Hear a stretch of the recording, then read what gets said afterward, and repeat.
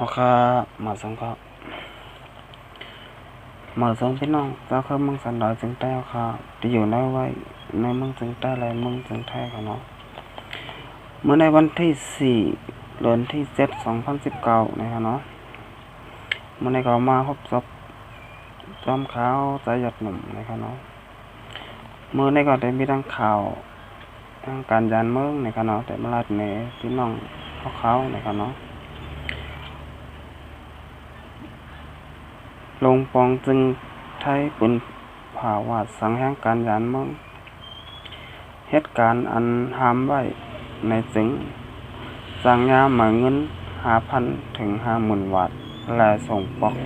เมื่อขึ้นเฮิรนในขายาวเมื่อวันที่4 เดือนที่7 2019นะครับเนาะสื่อข่าวไทยรัฐเป็นข่าวว่าในห้องการภายแห่งการลงปองจึงเมืองไทยลงกดทัดในพื้นที่อันแห่งการยานเมืองอยู่เศร้าน้ำสมุทรสาครนะปทุมธานีแล้วก็สมุทรปราการนะภูเก็ตสุราษฎร์ธานีสงขลาเมืองกอกและเชียงใหม่นะครับเนาะอธิบดีกรมการจัดหางานลาดว่าไล่งับแห่งการยานเมือง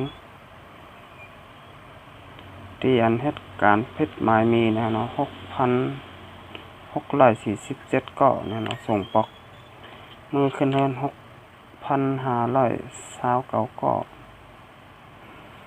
ปันต่ำนายจ้างเย่า1,420 กว่าหลายเย่าเนี่ยเนาะหมายเงินนายจ้างและลูกจ้างแม่น41 ล้านบาทในขายาวผมป้อนนำกว่าเนาะ41 ล้านตั้งแต่เดือนที่6เนาะวันที่1 2018ถึงเดือนที่6 2019เนี่ยเนาะและงับ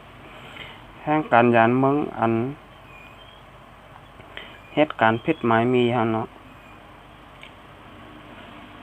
อันที่บนนำปันเฮ็ดนั่นเนาะขายของกินเนาะขายข้าวพักขายของหน้าร้านเหตุการณ์เปิดยามวินมอเตอร์ไซค์เหตุการณ์ด้านเสริมสวยนะเนาะเป็นการที่อำปันแห่งการยานเมืองเฮ็ดไล่ตีงับแห่งการยานเมืองทั้งหมดแม่นอยู่ 6,647นะเนาะอันนำเลยเสเปิ้นได้เป็นแห่งการเมืองมานนะเนาะแห่งการเมืองมานเนาะค่ะ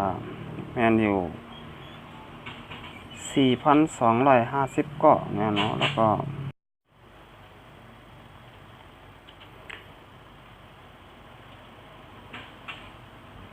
แห่งการยานเมืองเนาะที่เป็นคนกัมพูชาเนี่ยเนาะ1,050 ก้อเนี่ยเนาะแล้วก็แห่งการยานเมืองเมืองลาว665 ก้อเนี่ยเนาะแล้วก็แห่งการยานเมืองเวียดนามเนาะเวียดนาม349 ก้อเนี่ยเนาะแห่งการยานเมืองที่มีวัดเบอเหตุการณ์